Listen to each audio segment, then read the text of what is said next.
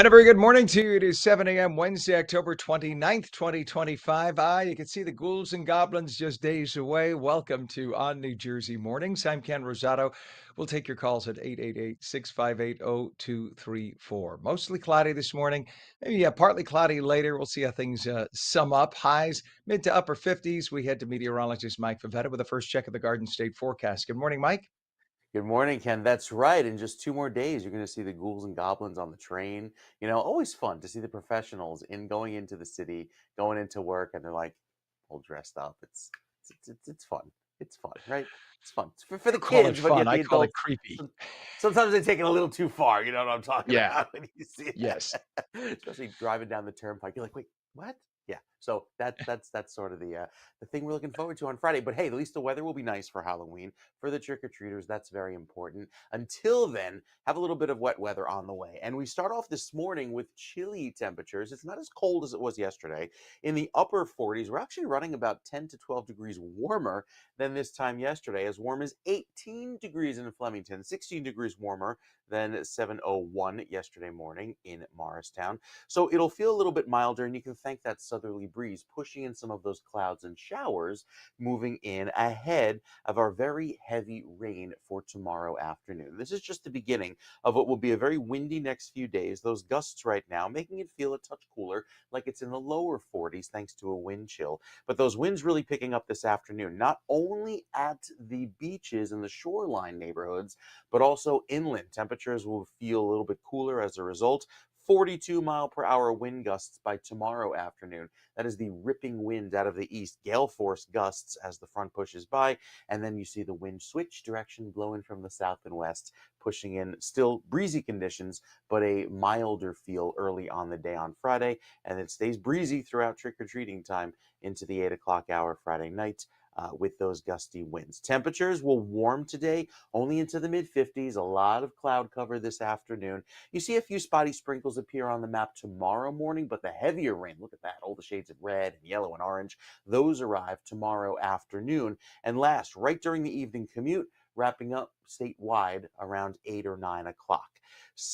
Friday morning, we start off 7 a.m. and keep it cool throughout the day. Temperatures warm into the upper 50s and low 60s, a mix of clouds and sun, just breezy. I think it's the wind that'll be the big thing for Friday afternoon. And then we'll dry things out because anticipating about 1 to 2 inches of rain across the northern half of the state. Where we need the rain the most, that area in yellow could be upwards of 2 to 4 inches. So plenty of wet weather during that short amount of time.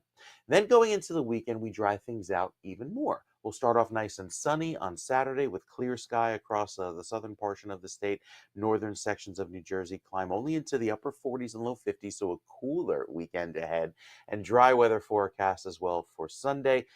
Plenty of great weather to enjoy. A little bit of a cool start in the morning and then changing to a milder afternoon. But again, only in the upper 50s, so it'll feel quite seasonable. There's our rain for Thursday. Could be some thunderstorms embedded in there. Friday clears out with breezy conditions and the winds relax by Sunday. We'll tell you all about the full weekend forecast coming up, Ken, in just a few minutes. Why do the half weekend forecast when you could do the full weekend forecast? I'm just Well, we saying, got to give a little tease, right? A little tease to keep you coming back for more. Little There you bite-sized go. bits. All right, mister. Thank you very much. Quick check of traffic right now. And we do have 47 degrees in Trenton and northern New Jersey. Garden State Parkway has a crash with property damage. Vehicle off the roadway. This is down by exit 17, Cape May area. Left lane and shoulder blocked. And then we also have issues on I-78. The express lanes westbound west of exit 56, Elizabeth Avenue.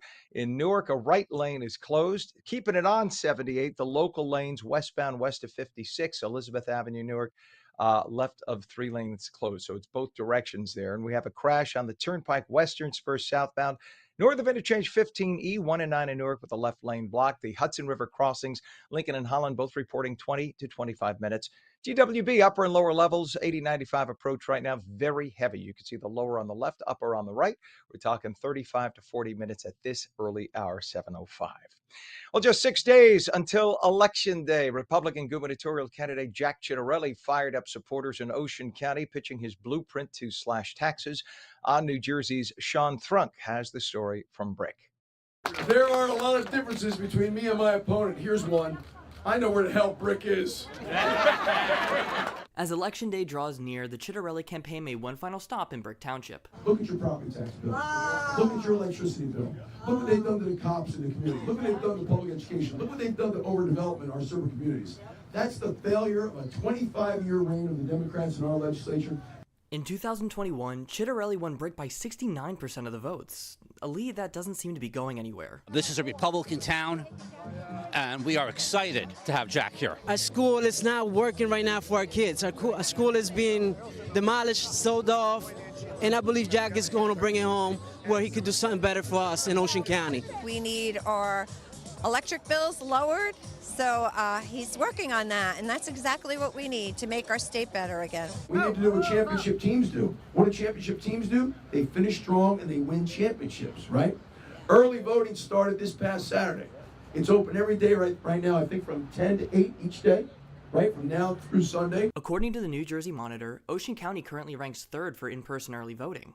So this stop might be what the campaign needs to get the turnout even higher. If you know of anybody that's not voting for me, tell them Election Day is Wednesday, November 5th. You get the joke? Yes. I'm not joking. Tell them it's Wednesday, November 5th. For ONNJ New Jersey, I'm Sean Thrunk. Well, there you have it. And in the meantime, Democratic nominee Mikey Sherrill is bringing in heavyweight backup, including former President Obama and Pete Buttigieg. Pennsylvania Governor Josh Shapiro joined Sherrill at a high school in Morris County. ONNJ New Jersey's Sean Thrunk was a very busy man, and he has that story as well. I wanted to come here today, cross the river, and just have a quick conversation with you and get the chance to introduce my friend Mikey Sherrill, who's going to be the next governor of New Jersey. At the Monroe Senior Center in Middlesex County, Democrats gathered to voice their support for gubernatorial candidate Mikey Sherrill. The key speaker was Governor of Pennsylvania, Josh Shapiro. His main goal was to highlight Mikey's character. Someone asked me, like, why are you going to Jersey, right? You got stuff to do in PA. Well, I do have a lot of stuff to do in PA, and I'm focused on that too. But you know why I'm here? Not just because of how great Mikey is, but I think we all understand this in life. It matters who your neighbor is, right? It matters who your neighbor is. And I want a neighbor like Mikey Sherrill. In 2021, Phil Murphy won Monroe Township by only 3.6%. And during the 2024 presidential election, the Democrats' lead shrank to just 1.7%. So I wanted to start this morning by saying to all of you, thank you for getting off the sidelines. Thank you for doing your part. Thank you for being in this game. I am grateful to each and every one of you. According to the New Jersey Monitor, Mikey Sherrill is currently holding the lead for early voting in Middlesex County. But with previous trends, will that hold? So I am going to leave you with this. If we vote, we win. If we vote New Jersey, we win. Thank you all so much. I really appreciate it. Thank you. For ONNJ New Jersey, I'm Sean Thrunk. The time now 7:08. The center of catastrophic Hurricane Melissa was moving off the Jamaican coast last night, pushing toward Cuba with dangerous winds and storm surge. Melissa slammed into the coast about 40 miles south of Montego Bay. The storm struck the island as a Cat 5 hurricane with sustained winds of 185 miles an hour and even higher gusts, making it one of the most intense storms ever to make landfall in the Atlantic. Look at that destruction. Melissa then crossed over the coast of Cuba overnight with gusts of 165 miles an hour. From there, the storm's expected to sweep across the southeastern Bahamas today, making its way eventually even to Bermuda. No word on any injuries at this point. President Trump announced that Toyota has pledged a $10 billion investment in new manufacturing plants across the U.S. During a speech aboard the USS George Washington in Tokyo Bay, Trump praised the economic cooperation between the U.S. and Japan. He encouraged Americans to go out and buy Toyota following the investment news, and also applauded Japan's consideration of purchasing Ford F-150 trucks for their government's use. And speaking of Trump in Japan, talk about an entrance. Check out this presentation and rock star treatment that President Trump got as he greeted troops aboard the aircraft carrier.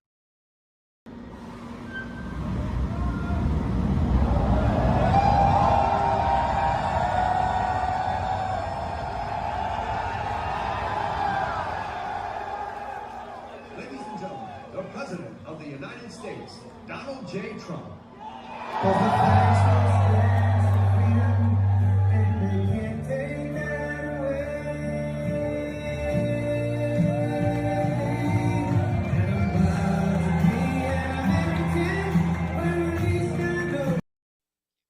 He doesn't do anything small, that's for sure. 7:10 is our time. 4 more Coke boats were destroyed. Secretary of War Pete Hegseth announced our military blew the drug trafficking fast boats and their alleged narco-terrorist crews out of the water yesterday. 14 drug terrorists were killed. One survived and was rescued by authorities from Mexico. The Department of Energy entered into an $80 billion partnership with Amazon to develop AI-controlled nuclear reactors. AI facilities require massive amounts of electricity, more than most regions currently even produce.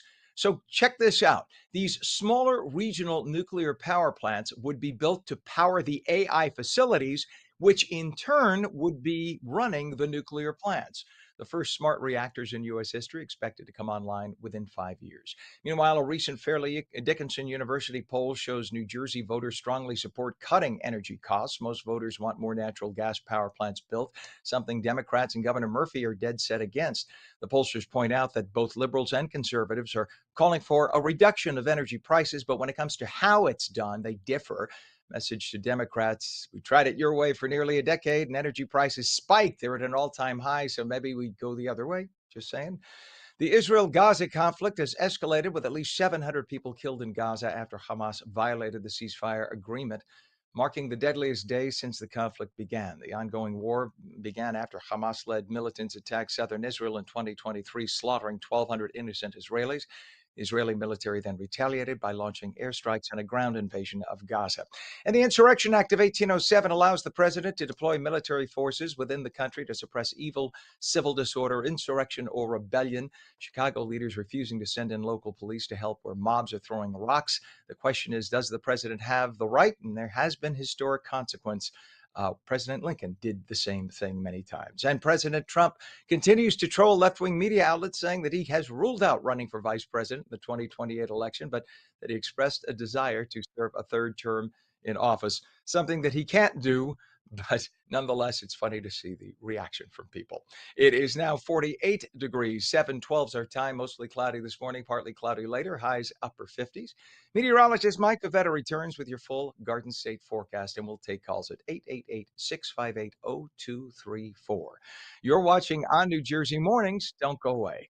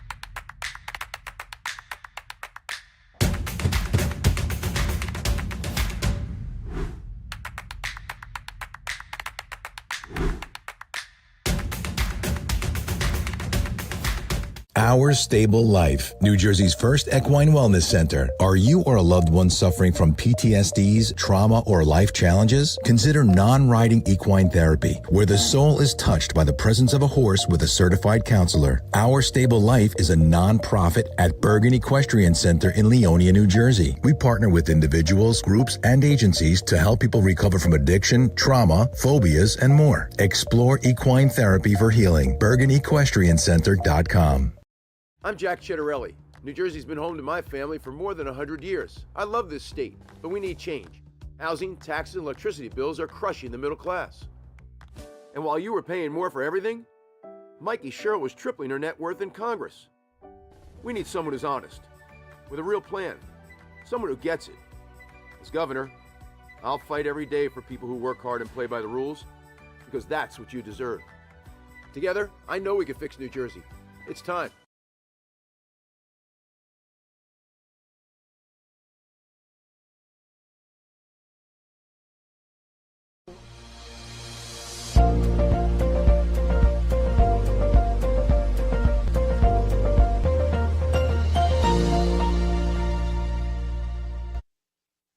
Welcome back to On New Jersey Mornings for your Wednesday. I'm Ken Rosato at 7:15. Yes, the phone lines are open. We'll take calls at 888-658-0234. Straight to meteorologist Mike Favetta with the Garden State forecast. Good morning, Mike.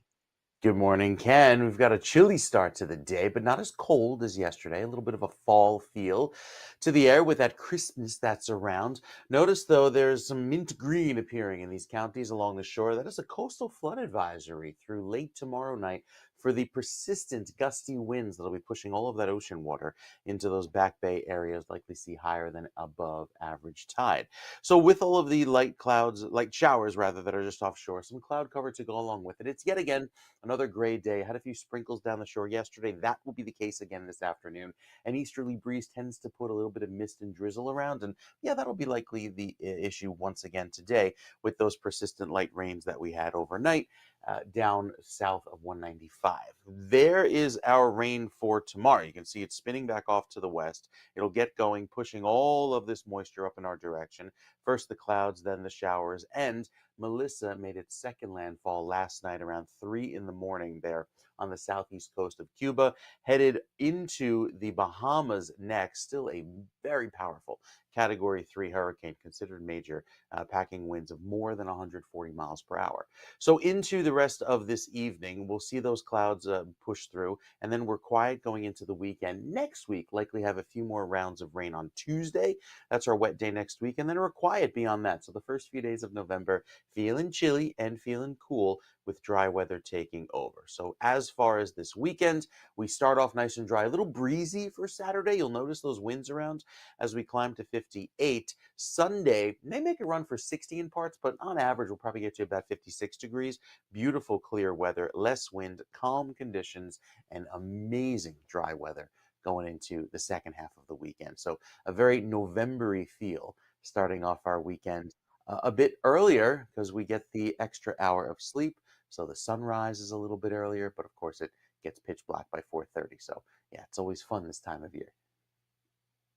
So thank you very, very much. Appreciate that. It is 47 degrees right now, chilly, chilly. But that is pretty much consistent through the state, 47 degrees. And in terms of traffic, we have a vehicle fire now on 195 westbound, east of exit 11, which is Route 524, Upper Freehold Township, with the right shoulder closed. Crash with property damage and a vehicle off the roadway, Garden State Parkway southbound. This is way down in Cape May, north of exit 17.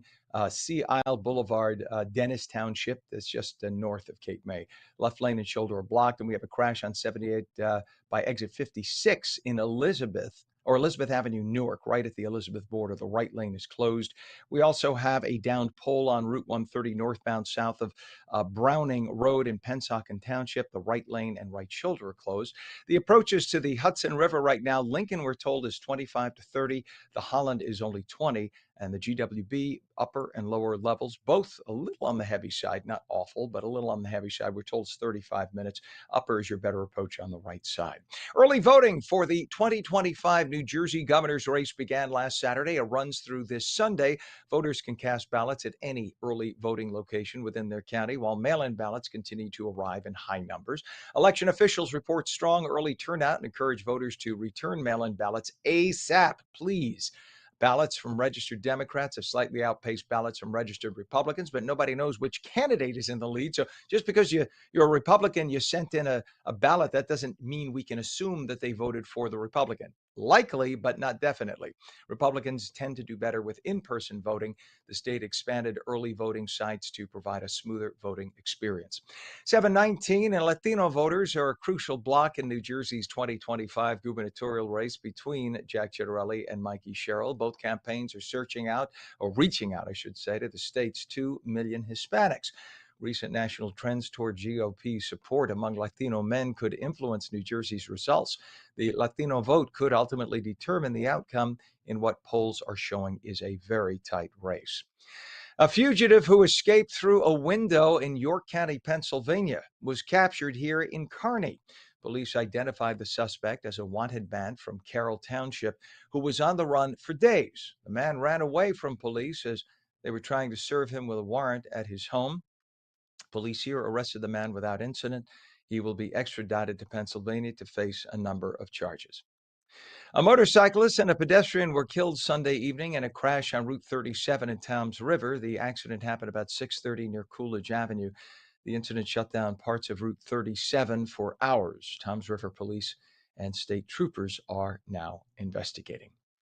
7:20 is our time. More than 800,000 New Jersey residents rely on SNAP each month, and the state is warning those benefits may not come on November 1st. If the Schumer government shutdown continues, food pantries all across the state are bracing for increased demand, as SNAP shortfalls could shift a massive burden to community organizations. Now, those of you who are of a certain age, if you're my age, you'll remember certain organizations are the ones that did the helping of people who needed food. It wasn't the government.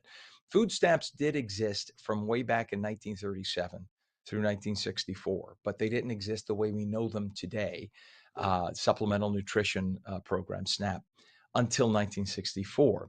And you could actually trace a line to when things changed with our economy, with our society, when we had a division of haves and have-nots to 1964. Back then, if you needed food help, you went to a charity. Usually, if most Americans were part of a church or temple, you went to the church or temple and they took care of you. The government in the mid 60s, with the big giant government experiment of the Democrats, decided to make government the epicenter of all things aid. And the problem is, that for every dollar in the welfare program, every dollar that goes in, only 17 cents make it to the recipient. That's because of bureaucracy. Meanwhile, Catholic Charities, for every dollar that goes in, 93 cents goes to the recipient. So this tells you that the way to fix this problem is not through government. Bottom line, back to SNAP. Only 5 Democrats in the Senate are currently responsible for keeping the entire government closed right now. Chuck Schumer is mandating that they do not vote. No one votes in favor with the Republicans. Every Republican in the House and all but one Republican in the Senate voted for the continuing resolution that would reopen the government immediately. Comes down to that. A small charter school, Infinity Institute, has topped the list of more than 700 middle schools in New Jersey. That is according to U.S. News and World Report's 2025 rankings. The school is recognized for high academic performance and small class sizes. Educators credit the school's success to strong teacher collaboration. Parents cite the school's close-knit community as a key factor in student success. Congratulations to the school. Part of our problem in New Jersey, we have really good schools in the so-called good districts, in the wealthier districts. The schools they could compete against any of the best schools in the country. They're phenomenal.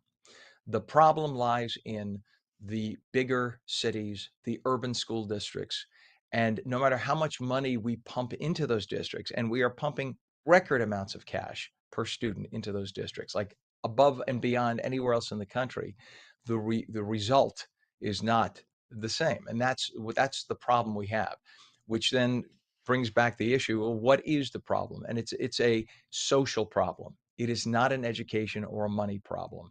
And gradually, I think America's catching on to it. It's having a stable home, having kids know that they're loved, having parents at home at all hours, not having this when your kid comes home that you're doing that.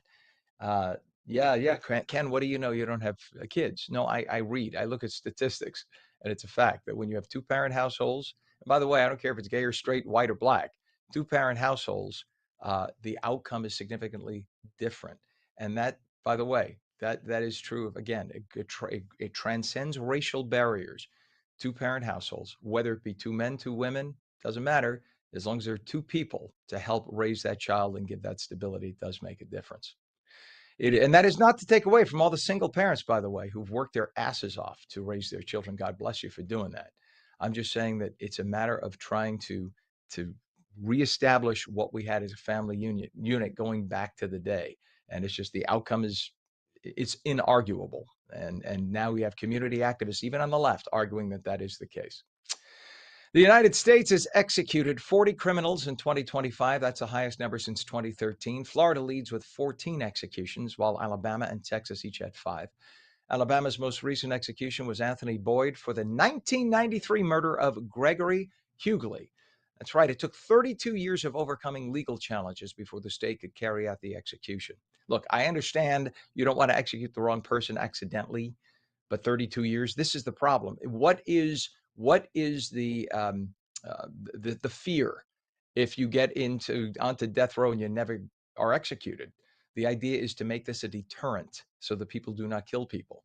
The state's use of the death penalty is attributed to a return to tough on crime policies.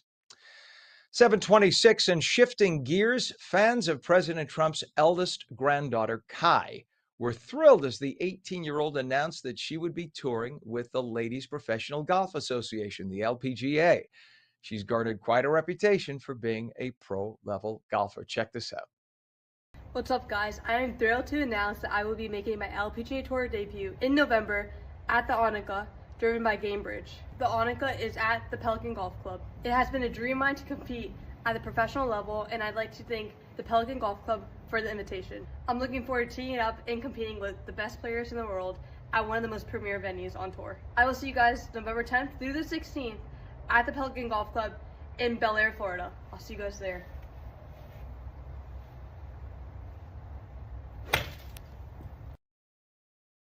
Pretty cool. You know, when you see somebody swing a golf ball like that and you've tried it yourself and you go, oh, how do they do it? It looks so easy and it takes so much coordination. It is not easy, but God bless her.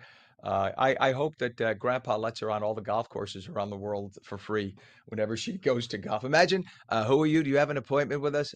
I'm Kai Trump. I'm the granddaughter. Yeah, everybody says that. Well, who are you? Anyway, good luck to her. That's amazing. You're going to see, I think, a golf superstar in that young lady. 727 right now. And when we come back, fall fun is here with the holidays around the corner. It is time to jazz up your wardrobe. Good God only knows I need my help. I will talk to my friend coming up to see what she can do to help me jazz up. My blouses do not match my dresses. I'm just saying. The phone lines are open. We'll take your calls at 888-658-0234. Mostly cloudy this morning, partly cloudy later, highs upper 50s. The full Garden State forecast with meteorologist Mike Favetta in just a moment. You're watching On New Jersey Mornings, seen daily at ONNJ.com, Roku, Fire TV, News on Samsung TV Plus, Apple TV, YouTube, Facebook, and X, and streamed live on Substack, Rumble, and Twitch at twitch.tv/On New Jersey. Be right back.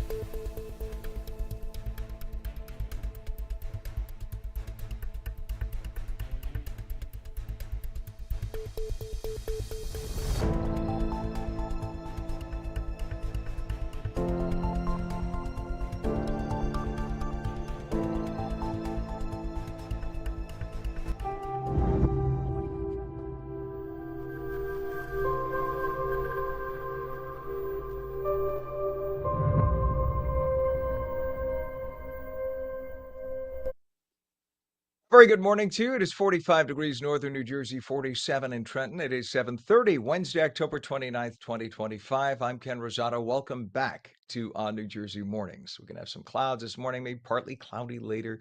Highs upper 50s, mid to upper. Meteorologist Mike Favetta with the detailed Garden State forecast and the full weekend, too. Good morning, Mike. That's right. Big weekend upcoming. First weekend in November. We've got lovely weather ahead. But first, a few showers this morning that lead to some heavier rains by tomorrow afternoon. You can see a few of those light showers popping up here on radar the last few minutes, showing a little bit of that light rain and drizzle along the parkway if you find yourself commuting northward this morning, say from Atlantic and Cape May counties, working your way north through Ocean County. That's the forecast today for you. A little bit of that light rain, but really you're the only part of New Jersey that has steady rain in the forecast today, albeit light. The rest of the state taps into that rainfall for tomorrow. As we start off today, quite cool. Our forecast climbs to the 50s where we should be at 62 degrees. That's our average. So all of that light, wet weather moving in today along the coast. Clouds for the rest of the state. The rest of the state remains quite dry, but the wind gusts right now, upwards of 23 miles per hour, you'll see those wind gusts increase over the next few days. What's interesting to note about Melissa is that its eye reformed after the eye passed over Jamaica last night, and then right there reformed and then made a second landfall on the coast of Cuba. So an impressive storm with very powerful winds. Right now packing 115 mile per hour winds, working its way to the north and east and likely impacting Bermuda in some way. You see how the eye isn't necessarily, the track isn't necessarily over Bermuda, but there'll still be impacts. It's a large storm, and that'll expected to be passing by on Friday. So our forecast here keeps us pretty wet throughout the day. We do not get any impact from Melissa. Our storm is just a run-of-the-mill nor'easter, and it starts off with some light showers tomorrow morning, a little bit of a wet beginning to the day, but the heaviest rain, that comes in after 2 and 3 o'clock. You can see all these shades of orange and red move across the state throughout the course of the day. Some thunder, some lightning possible, gusts to 50 miles per hour. It's a very breezy finish to the day. And then the wind shift blowing from the south and west, providing a clearing, but also temperatures that will feel a little bit cooler than the advertised 57 during the trick-or-treating hours there in Newark, 50 in Morristown, wind gusts upwards of 35 and 40 miles per hour for Halloween in the afternoon.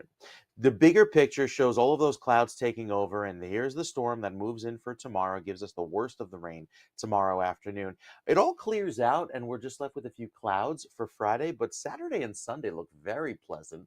Lots of clear sky throughout the day on Sunday. That's great news for the runners of the marathon, going through the 5 boroughs with the clear sky and cooler conditions. So as we dry things out through the weekend, we keep it clear in through Monday. I think Tuesday should be our next opportunity for some rain, maybe Monday night into Tuesday as a quick passing system moves on in. Any rain chance we can get, we'll take, especially with our drought persistent. We'll give you the update on the drought coming up, but even down the shore this weekend, low 60s as high. So it'll feel more like November, Ken, going into this week. Very good, sir. Appreciate that. Yes, November. That means jackets, heavy jackets. That means chunky cable knit sweaters.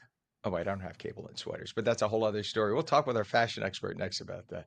God, I need do you need fashion help, Mike? Do I? You know, I married a Macy's buyer who started in apparel. So she throws out all of these terms, and I'm like, what? Can you just pick out something for me to wear? Because clearly anything I ensemble put together is never good enough. So she Well, dresses. we're the two boys. We clearly could use help from these very talented individuals. All right, Mike. Thank you. We'll see what help we can get in just a moment. Temperatures 47 degrees right now, northern New Jersey, and we have 47 also in Trenton, 46 in Cape May, and it's 47 in Vineland. Well, in terms of traffic, we have a vehicle fire now, I-195 westbound east of exit 11, which is Route 524, Upper Freehold Township, with the right shoulder blocked. Let's go to 287 right now in Edison. Take a look at 287 and where it meets US 1. Quite the traffic. This is only volume, they tell us. I don't know. It might be a little something more because, especially in the middle lanes, look at how slowly that middle lane is moving. There might be some kind of a breakdown or something up ahead. The lane's coming toward us, but we will check that out for you. We also have delays now at the Lincoln Tunnel, eastbound New Jersey side by the toll plaza. All lanes are open, but now they're telling us that it's 35 minutes in at the Lincoln. Holland Tunnel is only 25. The GWB upper and lower level approaches, if we take a look at 8095, kind of slow, but moving. That's about 35 minutes upper on the right, lower on the left. 7:35, fall fun is here. And with the holidays around the corner, it is time to jazz up your wardrobe, as I was saying. You got to find the right gift, maybe. Give yourself time to relax from all the festivities. Joining us this morning is our friend, lifestyle expert, Dawn Del Russo. Good morning, Dawn. Good morning, Ken. So nice to see you again. Thank you. Good to see you.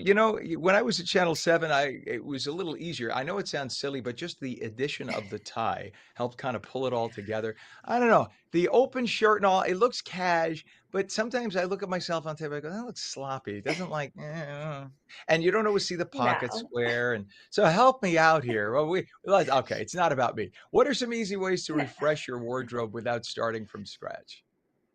I think it looks great, and I get what you're saying because accessories for men or women always make a difference. So that's why I think the tie probably helps you feel like, brings it all together. But like I said, accessories are key. We can start with that. Brooches right now are really a big thing. It's so funny because my grandmother was big with brooches and I saw them on the runways during New York Fashion Week and they're back and they are a really good accessory because, for women, you could put a scarf around your neck, put the brooch and it looks absolutely gorgeous. You can add it to a jacket. You can make it look like a button. It really is a good piece. So it's a kind of a new updated accessory that you can add into your wardrobe. That's a simple fix, not too expensive. Yeah, it's funny you talk about brooches. I was just at a wedding over the weekend, for real, and it was a gay wedding, two men, but the men they had like what would you call that? It looked like a brooch, but it was like a pin on, and I thought Yes, at first that is they have actually been wearing them longer than women have right now. really. We're just kind of bringing them back around. Yes, but it is a wonderful accessory, kind of like what you said, and it adds just a little bit of something to an outfit that makes you look like you put some thought in. I think that's the key to anything is when you're putting something together, if it shows some thought that you put, it looks like you style the outfit really well. The next trend that is really big is animal prints. I could see it on the screen, and I think it's so funny because it circles back around always. It's one of those things that we see, 2 or 3 seasons ago, and then it comes back in again. But this year, it's really back. We're seeing it snake prints, leopard prints, shoes, bags, anything that you can wear it in. I always suggest, again, doing that as an accessory versus really going head to toe with it because that can look a little overwhelming. But if you pick out a nice pair of, animal print shoes, you're going to be stylish and look like you brought the trend in without overdoing it. I always think of like my cousin Vinny and like was it Marissa Tomei? Yeah. She wore like leopard. Yeah. Oh my God, animal print Yes, is in. It's in. But you're right, everything fashion goes in cycles. It's true. And I just want it to does. quickly tap back on like the guys with the broachy thing. At first when I saw it, I thought "Ugh, over the top. No, it looked really cool. And you know what it ended up being? It was like the conversation piece every time they went somewhere. I noticed people like, that's really good. It was where your eyes were drawn, and it was very, very cool to see. Very elegant. Of course, I thought it was faux jewelry. No, Yeah. just saying. No, I was like, "Ooh, that's a real It's a real gem." diamond. Okay, Yeah. but it was Yeah. yeah, it was. I think they went with their colors. The color that one Oh, had like a I love navy that. and one had like a red. It was phenomenal, Right. Like a spot on, very sapphire, cool. emeralds. Yeah. Yeah, absolutely, yeah, It's really. gorgeous. Like I was like, yikes! Me, I'm like wrinkle jacket. Okay, let's just steam it. Um, No. what advice do you have for finding on-trend gifts that will not break the budget? Yeah, this is always something that comes up during the holidays. We hear this so much. And I'm a big I love physically shopping. I love going into stores and like hunting things out, but I think you can also really go online and find some great stuff. Now, there's a lot of ways that you can search out pieces that you like. I always suggest when you see something, like if it's an idea, if I see someone wearing a really gorgeous sweater or like you mentioned, the guy's wearing the pin, I'll save that in my notes and then I'll do a little Google search and see what I can find that pops up. There's a ton of great sites. I mean, I like the really big department store sites that you can find online, but then also there's smaller boutiques. I've noticed that there's been this trend to go back to the boutiques. I think people want to feel stuff again. They're tired of just seeing it all online virtually. They want to go into the stores and pick something out. So I think we're working our way back to boutiques. Yeah, it's very cool to walk into boutiques. You never know what you're Yeah. going to find, and it's a clever psychology too, because when you're in a boutique, you feel pressured to buy it while you're there, right? It's so Yes, you true. see? Because Yes. it's not like you could just go to, like, if you're in Macy's, let's say you're not going to go to another Macy's. Now I'll just go to the one near me or order it online. The Yeah. boutique, you find the one thing, it's in your size. You're like, I better get it Yes. because otherwise I'll never see Yes. it And again.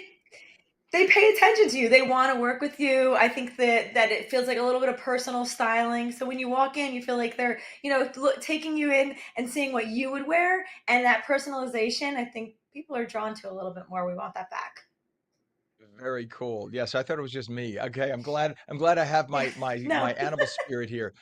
Many people, of course, feel pressure to do it all. They want to decorate, host, stay on top of everything. What's the mindset though to help keep it all in perspective?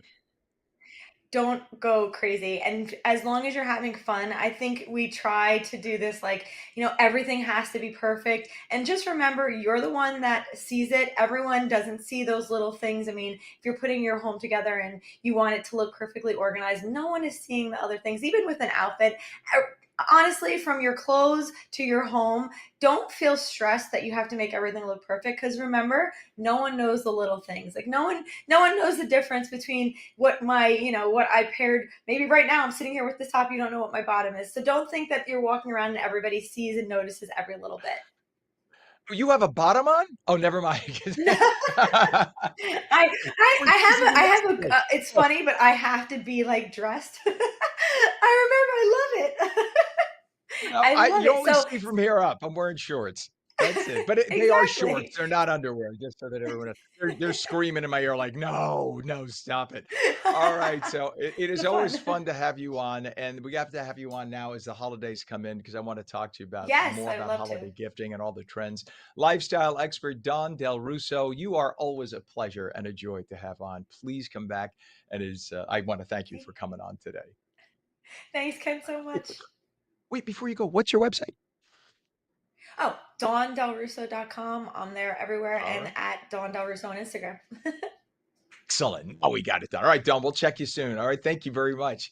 And when we come back, he is a Republican running for Congress in New Jersey's 9th Congressional District. Billy Prempa will join us, talk about which party the voters are blaming for the government shutdown and how the last week of campaigning is shaping up for our gubernatorial candidates. You're watching On New Jersey Mornings. We will be back in 2. Don't go away.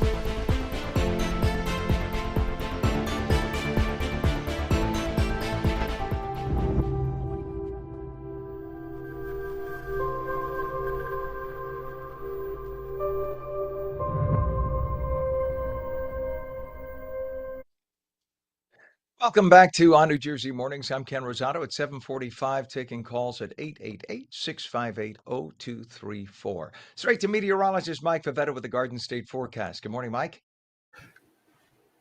Good morning to you, Ken. We've got a beautiful start to the day, clearing here across New Jersey with a little bit of a milder feel as compared to yesterday. It's still cool and it's still quite dry. Look at the shade of red, 1 to 2 inch rainfall deficits for most of the state, but we make that up by tomorrow night with the heavy rain that's forecast to fall thanks to our gusty winds and storms that blow through New Jersey beginning around 3 o'clock tomorrow. So plan on today being a partly sunny to mostly cloudy day. I think it'll ultimately turn out to be grayer than yesterday, with a lot of that cloud cover keeping us in the 50s in through the rest of the day, even through the first few weeks of November, the first 2 weeks, anticipating to be about average in terms of temperature. All of that heat is locked in the Midwest and out west, and even the drier weather remains there too. Our forecast likely going to be a little bit wetter than average. So we'll take the damp weather, the good with the bad, especially with the dry weather that's forecast for the weekend.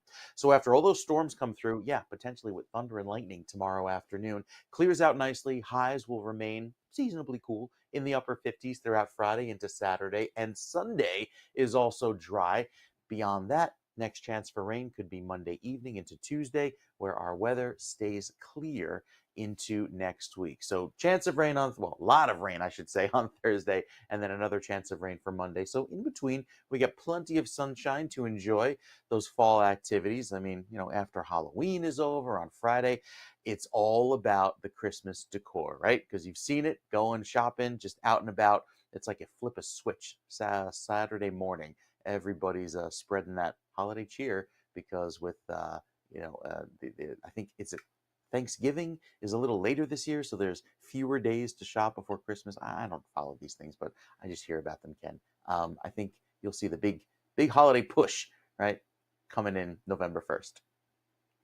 Yeah, Thanksgiving is the last Thursday of November. And so Yeah. it depends on where, but it's like how much can it be? It can only be within a 6-day span that you're I you're know, closer but or for further. retailers, see, this is what I told you about Stephanie working at the big store. This is what retailers, obsess over, that there's like those 3 days fewer that they have in order to make those sales goals. Oh, there you go. All right. Well, let's see. Let me take a peek. Let's see where it falls. Well, now that you made me curious here, now I'm bringing it up. This Where's is my something they were computer talking about calendar? back in May, during their budget planning meeting. So it's been on my mind, and here we are. I'm giving away too No, much no. You information. see, I believe, isn't it the 27th?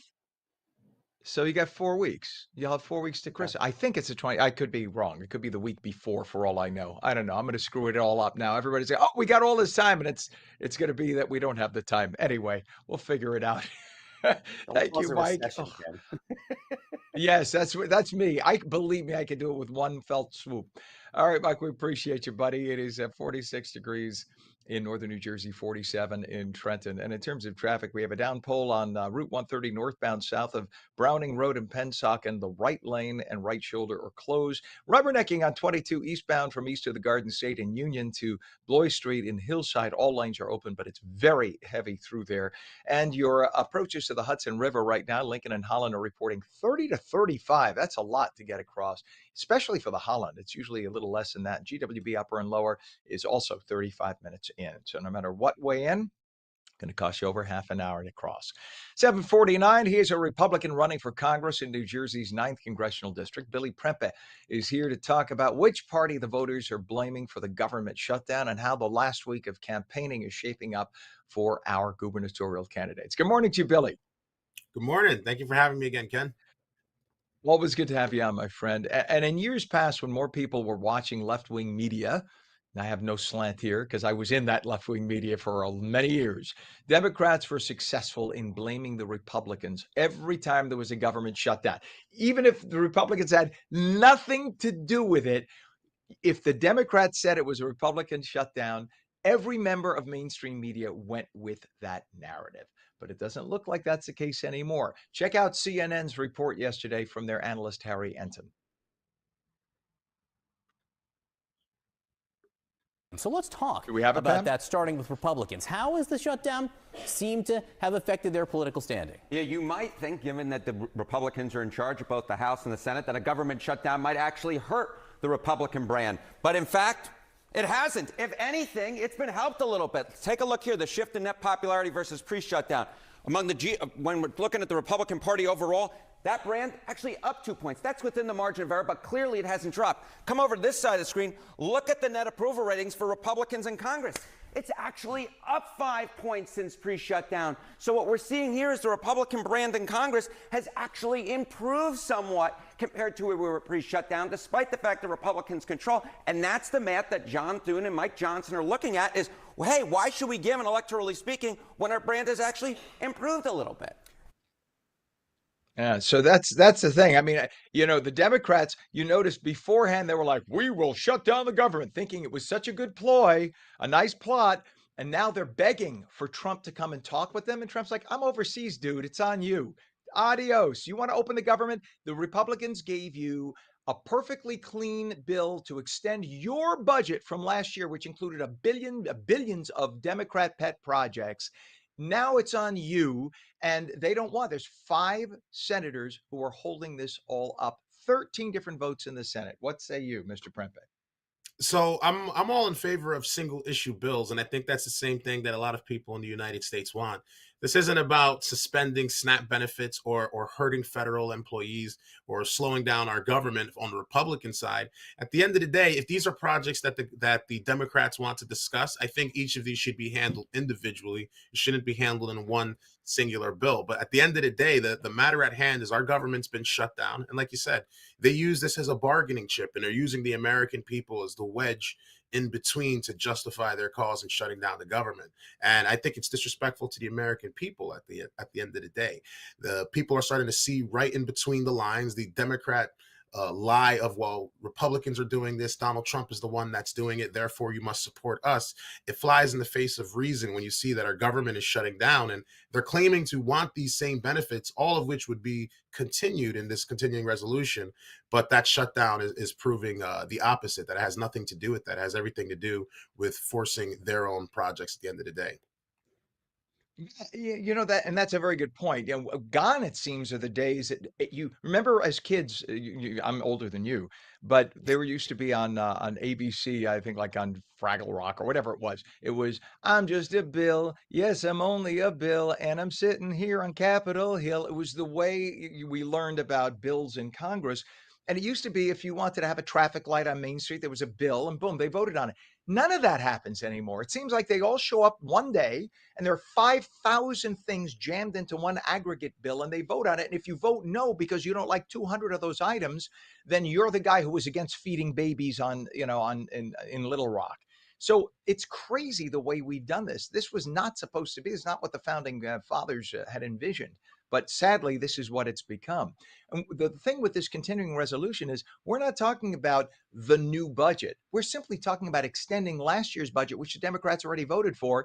And they're saying, no, we won't extend it. This had everything they wanted last year. They liked it last year, but now they don't want to extend it 1 month. If they just extended the month, they could get back to work and work on the new budget. But I think they know they're in the minority. They're not going to get what they want in the new budget. So they don't want anything to take place. And that's typically how things go down in Washington, D.C. Like in reality, it would make the most sense to pass a resolution to continue to fund the government. And with all the issues that need to be handled, they can be addressed as time moves forward. But to stall the entire government completely, they're doing this because in the headline, it's going to look crazy that people are losing their jobs, that people are losing their benefits, that people's healthcare may be jeopardized because of these shutdowns. But all of these things could completely be prevented. And I see this translating to the way people are going to end up voting moving forward across the country. Because we have to ask ourselves, does the party really represent us? Do they really care about my health care? Do they really care about food benefits for people that are under the poverty line? Do they care about any of these things? Because if they really do, the most important thing they would be focused on is trying to ensure that these benefits continue, which they claim to be fighting for, but they'd rather shut it all down just to get their point across. And I'm happy to see that so many people are starting to see through the nonsense once and for all. Yeah, thankfully. Thankfully, yes. We have a little time left here. Just quickly, where do you see things going in the next week? I'm very optimistic about the governor's race here in New Jersey. I've been working the polls as a challenger, and things have been going quite smoothly, at least thus far from what I'm seeing on my end. But I'm seeing tremendous amounts of momentum. I'm seeing signs for Jack all over the state. I'm seeing lots of Democrats, believe it or not, that have been speaking about voting in favor of Jack Ciattarelli over Mikey Sherrill. There's all kinds of things that are happening now that are factoring into people's decisions. People that initially wouldn't have voted Republican are now considering that now based on what they see, and even at a statewide level. You have two Democratic members, a local council member and a mayor, who were both Democrats who've now shifted over to the Republican Party to support Jack. And you know, it's interesting that when you had the poll, the Monmouth University poll 4 years ago, at exactly this point, it had Murphy winning by 11, and he only won by 3. So it'll be interesting. Now we have a poll showing that Sherrill will win by 7, I believe. So we'll see if that difference is the same. I think it's going to be neck and neck. The internal polls show him winning by 1 or 2. That's my gut is telling me that's where it's going to be. It's going to be about 1 or 2 to Jack. I think that's likely going to be the case. I mean, they said he was down last time. He was right there on the edge in 2021. I think that if they're saying he's at 45%, I think he's probably at about 2% over the mark. All right, we'll see what happens. It's tight. And really fast, we have 10 seconds. Where do you think the Republicans, will they make any gains in the assembly? Because right now it's 52 Democrats and 28 Republicans. I think that we're going to gain some new Republicans in District 38 and in District 36 and 35. I'm seeing a lot of momentum there. And I'm not saying that biased for my district, but I believe that we're going to pull some new seats, and I'm looking to see many, many more across the state to help Jack here. Very good. You are running in next year's midterm congressional election. He is the Republican who's going to do it. We're going to have him on a lot between now and then. New Jersey's 9th congressional district in next year's midterms. Billy Prempa, thank you for coming on this morning. Always love your insights. Thank you for having me. You bet, my friend. It is now 7:57. When we come back, we'll talk to and about a nonprofit dedicated to supporting families and helping people thrive through hands-on experiences. And we'll take your calls at 888-658-0234. You're watching Out Here Good Morning. Be right back.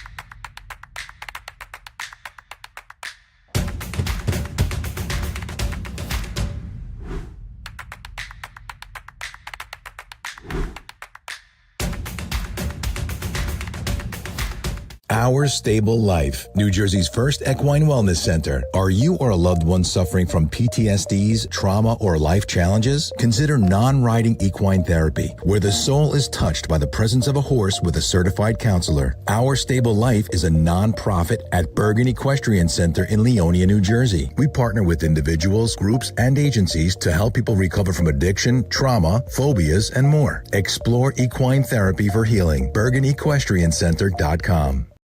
I'm Jack Ciattarelli. New Jersey's been home to my family for more than 100 years. I love this state, but we need change. Housing, taxes, and electricity bills are crushing the middle class. And while you were paying more for everything, Mikey Sherrill was tripling her net worth in Congress. We need someone who's honest, with a real plan, someone who gets it. As governor, I'll fight every day for people who work hard and play by the rules, because that's what you deserve. Together, I know we can fix New Jersey. It's time.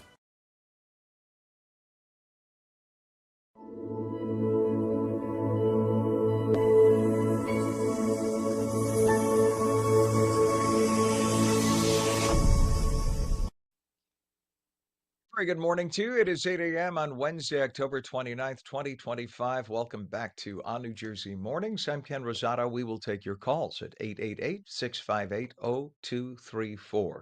Let's go to meteorologist Mike Favetta. He has a full check of the Garden State forecast. Good morning, Mike.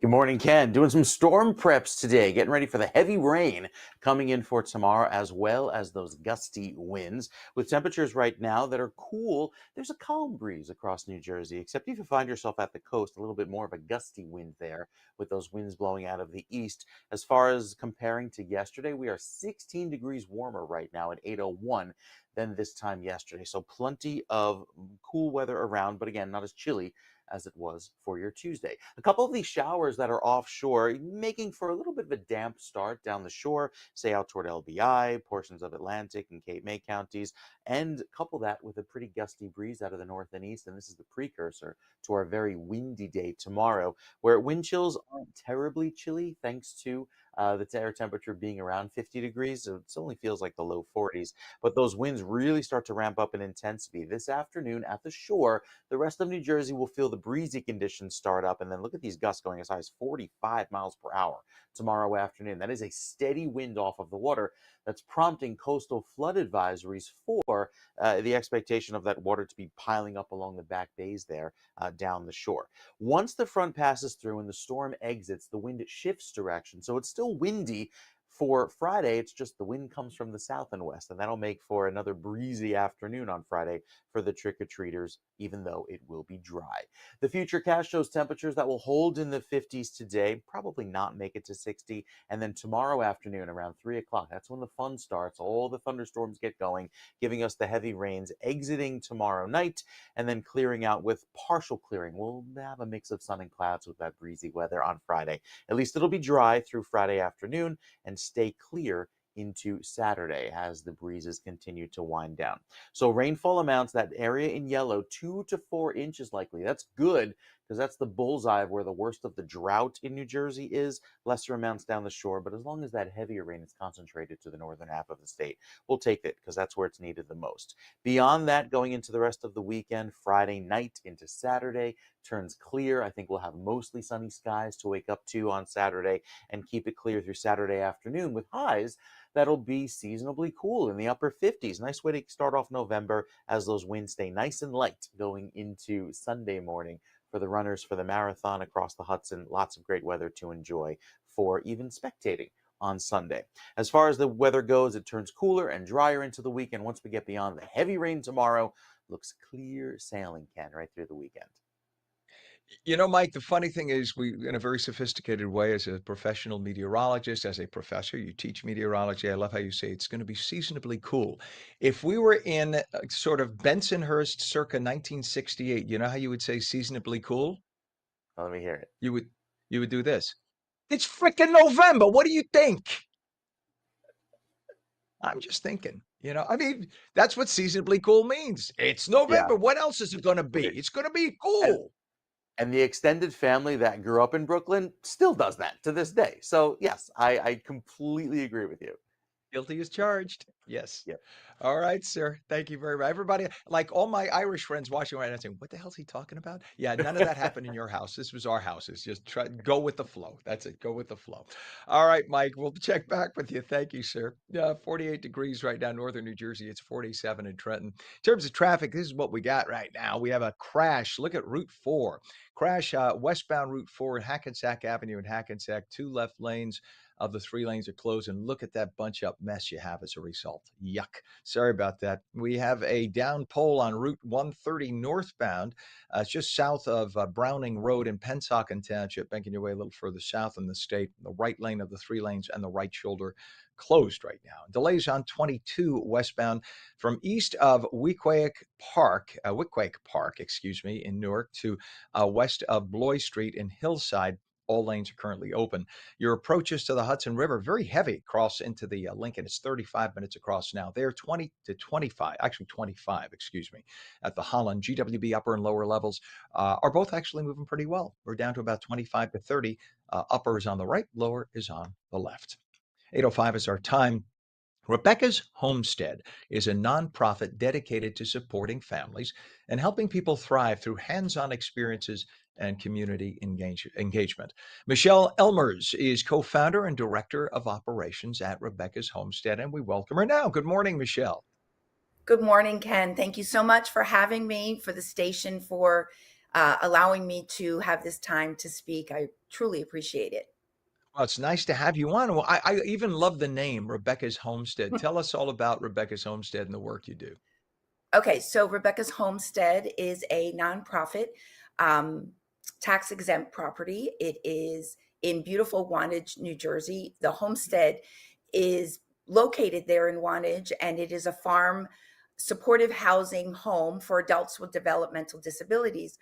Rebecca is the name of our oldest daughter, and my husband and I started Rebecca's Homestead in 2017 with a desire and a dream to one day house not just her for her forever home, but also to be able to invite others to live there, also who live with developmental disabilities. And right now we have 4 adults living there on the property, all in different settings on the property. There are 3 different apartment style, well, homes and apartment style settings. So there's 3 different kitchens and bathrooms and living space, all for presently right now 4 adults, with the hope that we're going to be moving in another adult within the next maybe 6 months or so.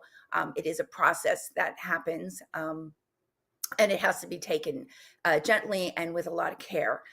But they have caregivers, they have the whole life there is a farm setting. So there's been this amazing garden that we're on our 4th year of growing amazing vegetables where they can utilize for their own consumption, as well as we share it with their friends and family. And then we have goats and we have chickens for fresh eggs. So it's a quite unique property in Sussex County, New Jersey. I love that. Love it. And, and I'm so glad. I think a lot of people don't give thought to the fact, unless you are directly in the circumstance like yourself. There are children who have developmental disabilities, and when the parents are here and the family's there, they can take care of those children. Those children become adults. And when they're adults and you want them to live an autonomous life, or as autonomous and independent as they can, under the circumstances, there's going to be a point when parents and other family members may no longer be there, right? I mean, it's just the reality of life. And the idea is to provide this environment so that there will be a place so that your child will have a life as an adult and be able to thrive themselves. And thank God and God bless you for having that. So I have it right then, right? What we have with Rebecca's Homestead. Yes, exactly. So that is the farm type setting is something unique that really God gave to our hearts many years ago when Rebecca was just a little girl. And we were very fully involved in the process of her education, of her whole life. We attended ARC meetings. We attended meetings with SHAW, which is Supportive Housing Association of New Jersey, Dawn, many other agencies. And we found that the biggest need would be life after 21, life after 30, life after your parents can no longer really care for you. And what would that life look like? Yeah, something we just don't give thought to. And what a beautiful thing that you're doing here for not only your own child, but for others as well. You have an upcoming fundraiser. It's the Together We Thrive cocktail party. How do people get involved with that and talk all about it? It's coming up next month, or next month. 2 days will be next month. So it is coming up pretty soon. Talk about that. Yes. It's 2 weeks from this coming Friday. It's November 14th. It's at beautiful Hudson Farm in Andover, New Jersey. Hudson Farm is a beautiful property. It is a members club, and they invite other nonprofits to come. And if we want to do a fundraiser, we can do a fundraiser. We're doing a cocktail party, and this is our 2nd year doing it. It's quite a lovely evening. We will actually have a couple of special things happening that night. We have a dear friend of my husband's who they met on move-in day at Seton Hall back in was it 1980? Oh, now I can't even A remember man the year. doesn't It a was man doesn't want his age. A man doesn't want his age 1980 disclosed. or 1978. 1978 is when they moved in, and his name is Jeff Finnegan, and he is a native of New Jersey. He lives in Phillipsburg, and he runs with his wife a bed and breakfast, but he's a writer, and he's coming to share about the books that he has written. We have we're going to have cocktails, beautiful hors d'oeuvres that they provide for the evening. The cost is $150 a person. We are selling tickets on our website, which is rebeccashomestead.org. And we also have sponsorships available. So we're going to have a program, printed program, and we have advertising available as well as sponsorship. And I'd like to do a shout out to our big sponsor, Royal Buick of Sussex. They are a sponsor for us as well. Beautiful. And how is now you talked about, I was just going to ask the next question. How's the local support been? Well, clearly from that Royal Buick, they help out beautifully. God bless them. Talk about some of the other local support, how the folks stepped up for you. Yeah, so we have had amazing volunteers. Just yesterday, I was actually showing our presentation at a dig for actually a build, I'm sorry, for the Jimmy and Rosalind Carter Foundation for Habitat for Humanity. And so they have been a huge sponsor for us. For 2.5 years, Habitat for Humanity of Sussex was on our property renovating alongside with other volunteers 24 rooms that are on this property through, the bedrooms, the bathrooms, the kitchens. They were there with us for 2.5 years. And we have other sponsors like Selective Insurance that come and do volunteer work. We also have Edward Jones that have been regular volunteers for us and supporters of some of our events. We have Allen Paper Products of Dover. Nice. Well, Michelle, only because we're wrapping up here, we got the segment Okay. coming to an end. I just need your website so people can get tickets and get more information. Yes, so it's rebeccashomestead.org. That's where you can get tickets. That's where you can find out more information about what we do at Rebecca's Homestead. I thank you so much, Ken. You bet. The Together We Thrive cocktail party, Friday, November 14th from 6 to 9 at the beautiful Hudson Farm in Hopatcong. Michelle Elmers, co-founder and director of operations at Rebecca's Homestead. A wonderful pleasure to have you on. Thank you And we so are coming much. right back.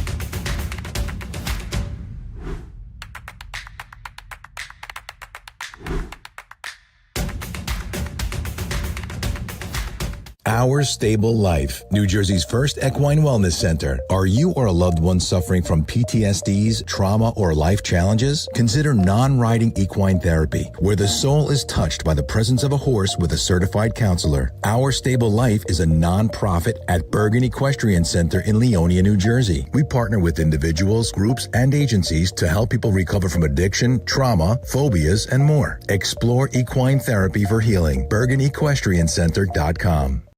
I'm Jack Chittarelli. New Jersey's been home to my family for more than 100 years. I love this state, but we need change. Housing, taxes, and electricity bills are crushing the middle class. And while you were paying more for everything, Mikey Sherrill was tripling her net worth in Congress. We need someone who's honest, with a real plan, someone who gets it. As governor, I'll fight every day for people who work hard and play by the rules, because that's what you deserve. Together, I know we can fix New Jersey. It's time.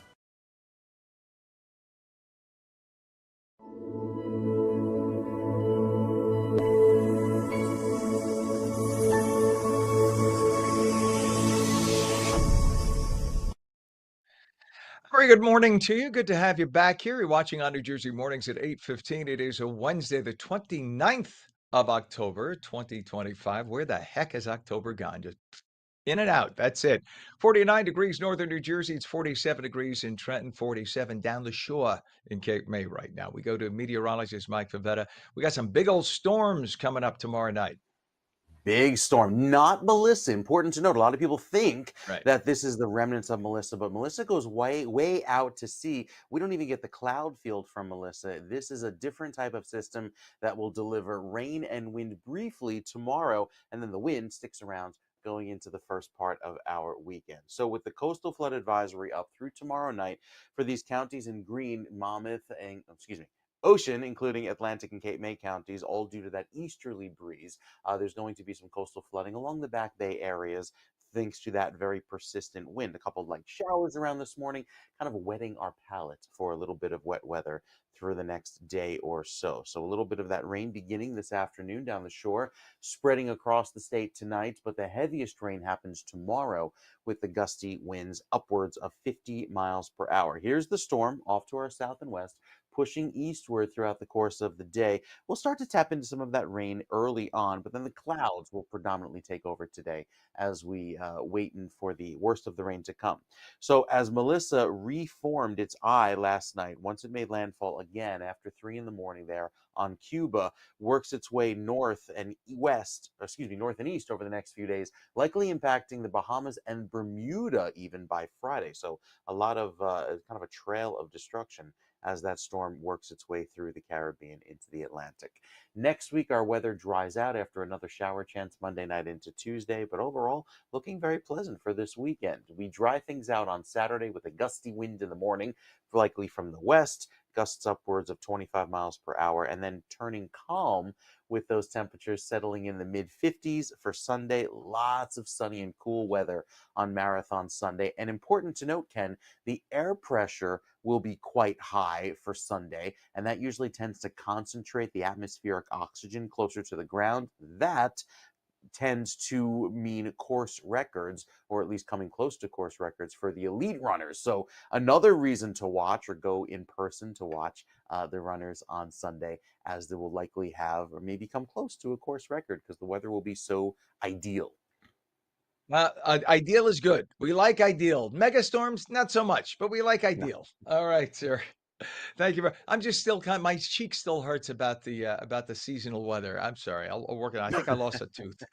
All right, Mike, we'll check back. Thank you, sir. Currently, we have 47 degrees in northern New Jersey and in Trenton. And in terms of traffic, we have a crash with injuries. 1 and 9 truck route southbound in Hackensack Avenue in Kearney. The left lane of 3 lanes are closed. Route 4, we have a crash westbound at Hackensack Avenue, Hackensack. The 2 left lanes closed.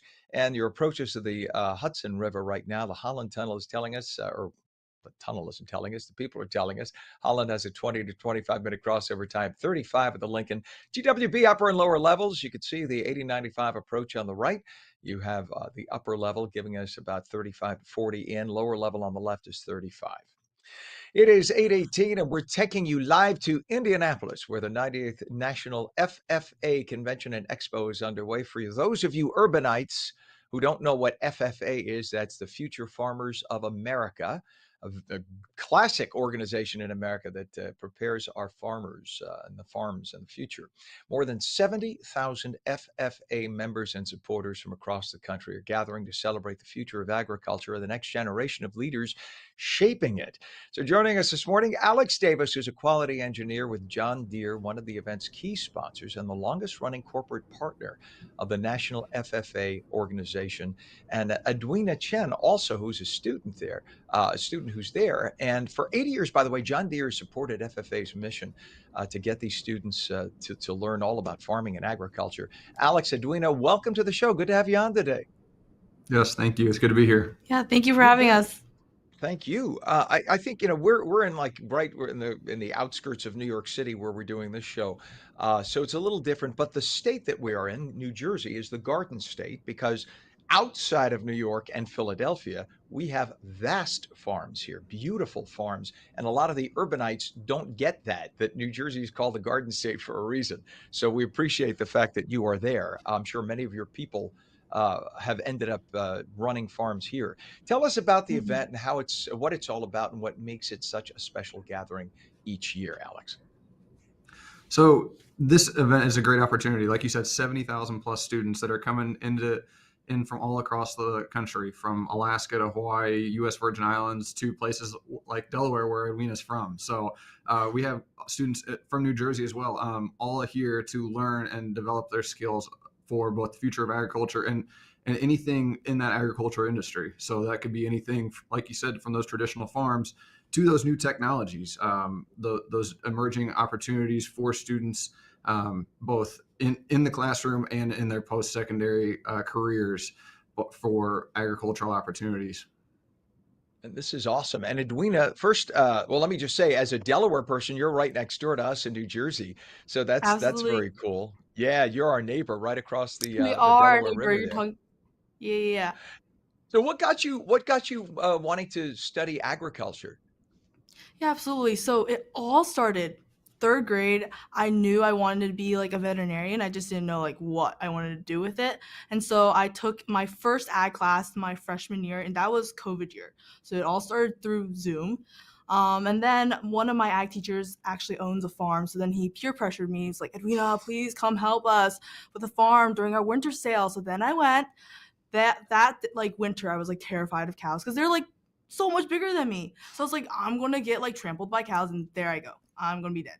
But then throughout my whole high school experience, I've gained more comfortability with working with livestock and fell in love with like livestock medicine and learned more about like how the FFA can better prepare me for like my career and like careers of so many other students within this organization. Yeah, and agriculture is what makes us unique as Americans because we could feed and do feed the world. We've figured it out more than like any other culture on the planet how to mass produce food, whether it be livestock or vegetation. We do it better than anybody else on the planet. Maybe Ukraine before the war. Outside of that, I mean, literally, we feed the world. Tell us about the partnership with John Deere, especially how the John Deere Foundation's investment is helping expand leadership and education opportunities for students, Alex. Yeah, so like you mentioned, John Deere is the longest running sponsorship, or John Deere is the longest running sponsor of the National FFA organization. Over 80 years, been a premier sponsor of the National Convention because we see great opportunities with students here at convention every year. I was a FFA student in high school myself, and it taught me a lot on becoming, or in my career opportunities with John Deere. There's so many students out here that we see that have great opportunities, great ideas that can help become future leaders, both in our company and in the agricultural industry. So it's a great opportunity for John Deere to partner with the National FFA and learn more about the future of agriculture and hear what these students are looking to do and how we can help succeed. Because like you said, there's a lot of things that we have to do in this country to be able to provide fuel and food and fiber for all across the world. Yeah, I think a lot of people have the misconception. They think of Joe Farmer with a piece of hay in his overalls. They don't understand what big ag is about. This is multi-billion-dollar corporations.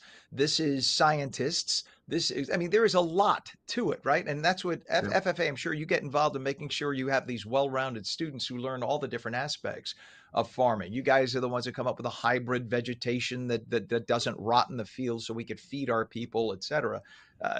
We would not be the country we are without you. So it's as simple as that. And I think way too many people don't get it. They take for granted. They blink, food is on the table. They don't understand that it comes from you. So that's an amazing thing.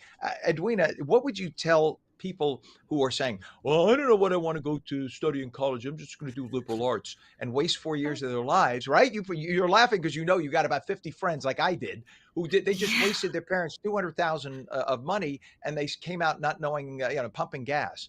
So what would you tell friends about this as a field and a career? Hey, one of my go-to sayings is our culture is the backbone of our great nation, and it's just so diverse. Like even within the FFA, these kids are developing new ideas through agri-science fair projects, or like returning back to our roots through livestock evaluation and milk quality and products judging, like all of our career development events. So there's just such a broad field within agriculture that so anyone can take on, right? We have companies and corporate partners like you guys that develop us and like talk to us and inform us about all the opportunities within the agriculture industry, whether that be like through business or what I want to go into through veterinary medicine. So the possibilities are always endless. And if you want to make an impact, there's an impact you can make within the agriculture industry. That is huge. And look at that. So, people, I think when they think they think of the farmer, they forget that veterinarians are a huge chunk of the agriculture industry. You are always going to be in need. You have to know all about the animals that are out in that field and how to keep them healthy, whether it be chickens or cows or whatever else. I mean, you have to study even like a giant buffalo, right? Because people raise buffalo too. Everything in between, everything in between. There's like sharks and turtles and to like worms. Did you know that worms have 10 hearts? Because I just learned that last week. Oh my gosh. Well, now I know. So like Valentine's Day, it must cost a worm an awful lot for their spouses. I'm just saying. I'm sorry. That was good. That's a dad joke. That was goofy. I apologize. That was an eShopper. Let me ask Alex, is there a website for people to go to for the convention or for John Deere to get more information? Yeah, so I would encourage you to check out ffa.org. There's a lot more information both about John Deere's partnership with National FFA and all the other great corporate sponsors. There talks more about the 98th National Convention here in Indianapolis that started early this week and will end on Saturday afternoon with the installation of the new officer slate. And there's all sorts of different live sessions that you can tune into from home. It's a great opportunity for these students here that are in Indianapolis, as well as anyone who is future invested in the future of agriculture. I love it. And I love what you all do. And I'm excited about the fact that you still have that many people and hopefully it'll grow. Hopefully next year you have to turn them all away. There's going to be so many. This is the future of our country. And this is what makes us the most successful country on the planet. It's what you're doing. And I think too many people don't get it, that is how essential this is. Alex Davis from good folks at John Deere, the tractor that keeps America going, and Edwina Chen, FFA student talent from Delaware. I thank you both for joining us this morning. Have fun out there. Thank you. Thank you, Ken. You bet. It's more than fun, I know, but have fun nonetheless when you can. It is now 8:27. When we come back, we're highlighting one of our state's vibrant local artists. Phone lines are open. We'll take your calls at 888-658-0234. You're watching On New Jersey Mornings on a Wednesday. We'll be right back.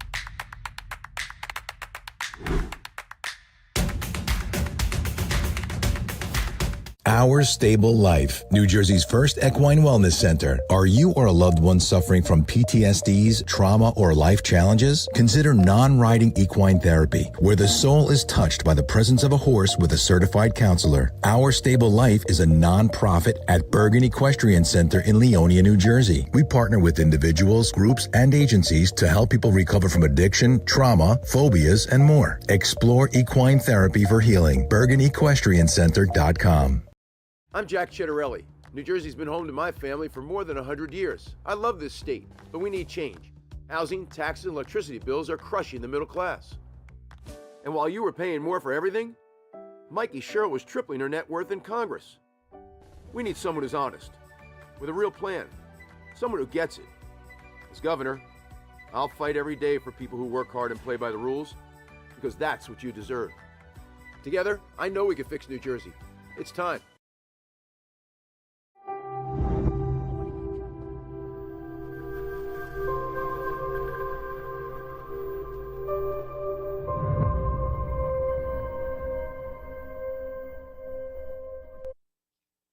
Very good morning. It is Wednesday, October 29th, 2025. We have 51 degrees in northern New Jersey, 47 now in Trenton. Welcome back to On New Jersey Mornings. Mostly cloudy this morning, partly cloudy, maybe a few little peaks of sun later. Highs in the mid to upper 50s. But the big thing is tomorrow it gets real windy, and tomorrow night we may see some heavy storms, lots of rain. Meteorologist Mike Favetta tells you about it way better than me. Good morning to you, Mike.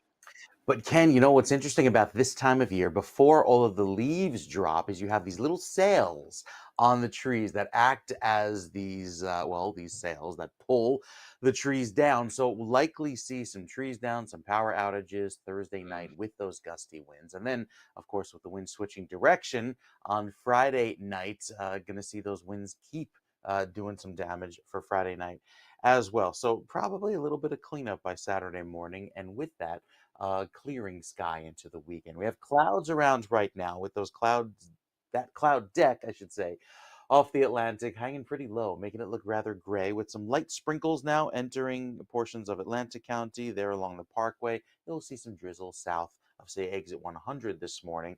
Most of that wet weather sticks around throughout today and then slowly spreads its way northward across New Jersey throughout this afternoon. As far as temperatures go, we're stuck in the 50s. It'll feel chilly through this afternoon, even into tomorrow, with our temperatures running a few degrees below average. So there's all of the wet weather. We're very light at the moment, but it really ramps up in intensity through tomorrow. With that, the wind gusts right now upwards of 30 miles per hour, going to near 50 miles per hour by tomorrow.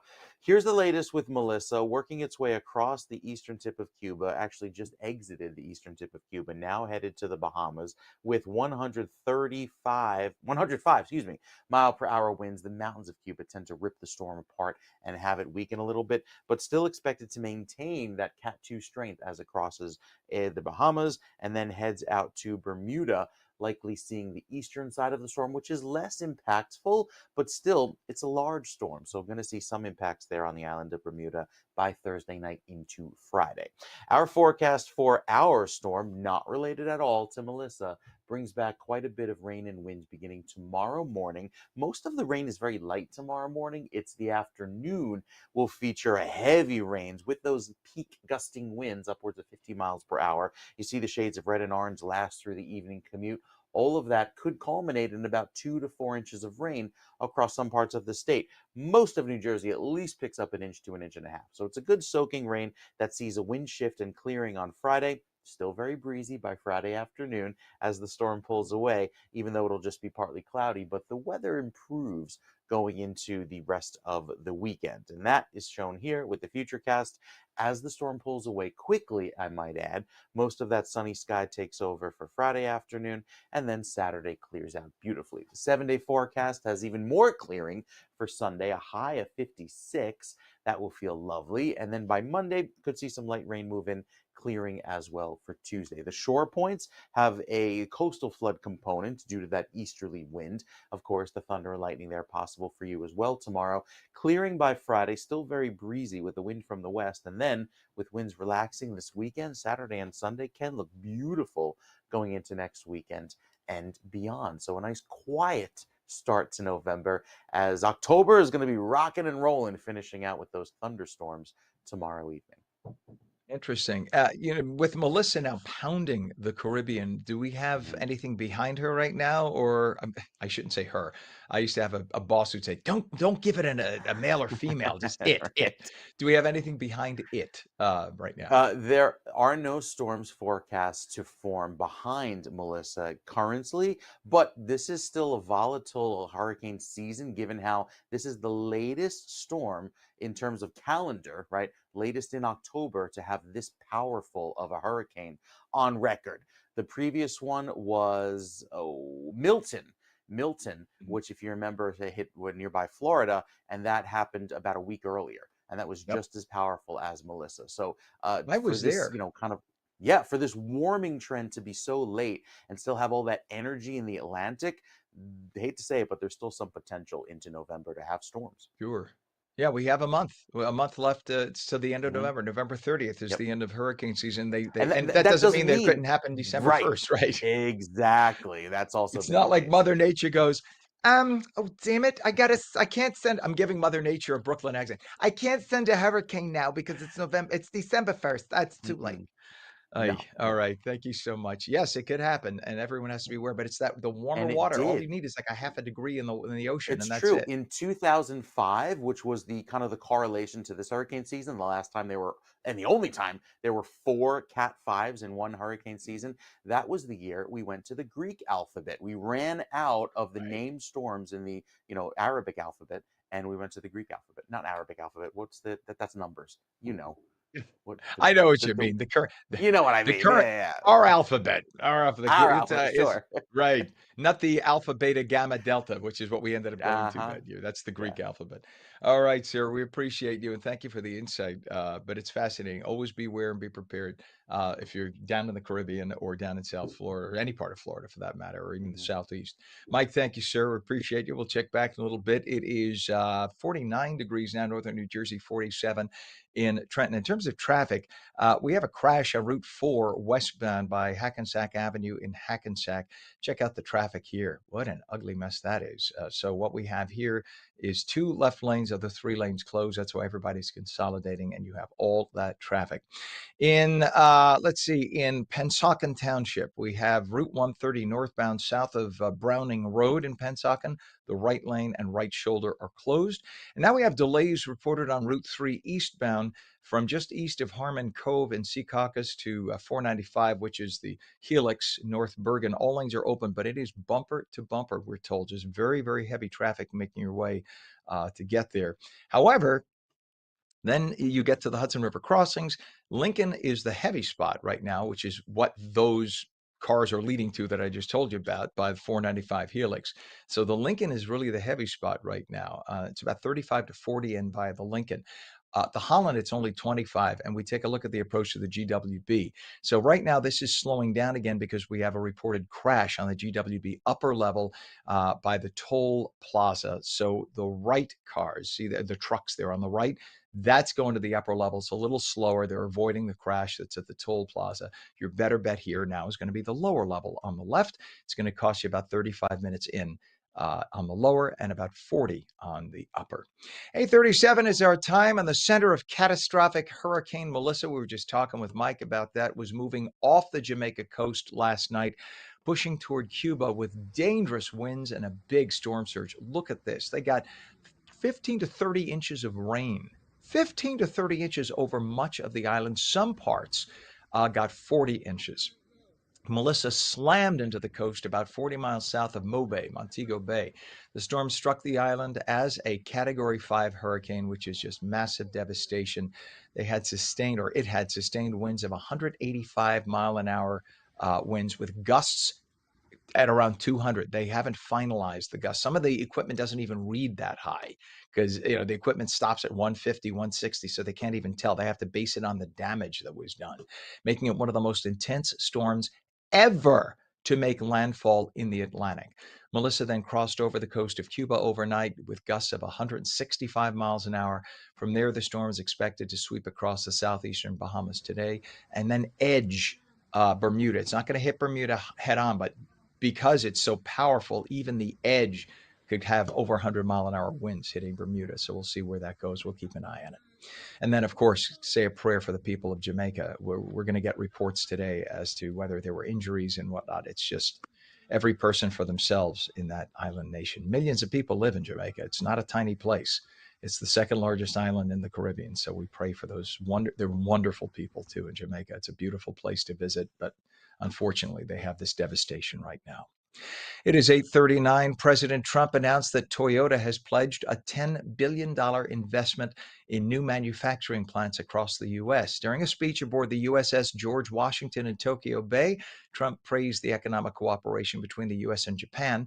He encouraged Americans to go out and buy Toyota following the investment news, and also applauded Japan's consideration of purchasing Ford F-150 trucks for their own government's use.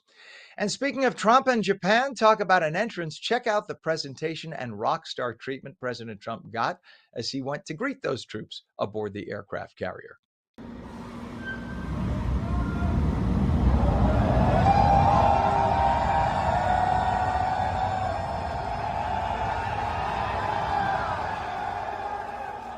Ladies and gentlemen, the President of the United States, Donald J. Trump.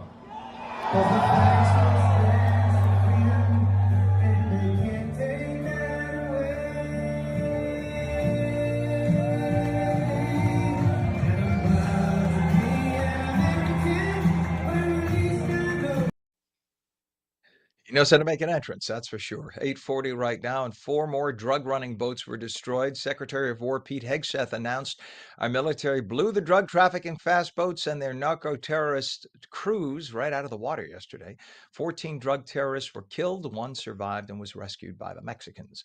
The Department of Energy entered into an $80 billion partnership with Amazon to develop AI-controlled nuclear reactors. AI facilities require massive amounts of electricity. In fact, that's one of the reasons why our power rates have gone up more than most regions even produce. So get this, these smaller regional nuclear power plants would be built to power the AI facilities, which in turn would run the nuclear power plants powering them. You got that? So it's sort of a symbiotic relationship. The first smart reactors in U.S. history are expected to come online within 5 years. Meanwhile, a recent Fairleigh Dickinson poll shows New Jersey voters strongly support cutting energy costs by any means necessary. Most voters want more natural gas power plants built. About 2/3, in fact, want that. Something the Democrats and Governor Murphy are dead set against. They want everything to be solar wind, solar wind, solar wind, sustainable green, sustainable green. Never got it done, though, did you, Gov? The pollsters point out that both liberals and conservatives are calling for a reduction of energy prices, but when it comes to how to reduce energy prices, they differ sharply. Message to Democrats, we've tried it your way for nearly a decade, and energy prices are at an all-time high. Maybe we should try it the Republican way? I'm just saying. And President Trump continues to troll left-wing media outlets, saying that he has ruled out running for vice president in the 2028 election, but that he expressed a desire to serve a third term in office. He said, quote, "I would love a third term," and dismissed the idea of a vice presidential run as too cute.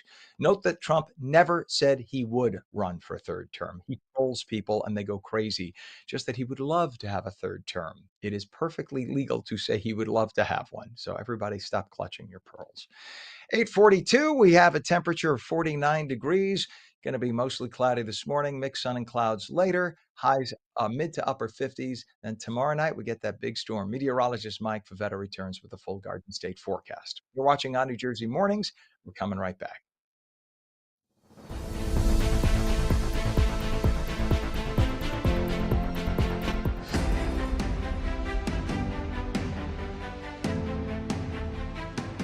Hey, New Jersey, want to choose how you live as you age?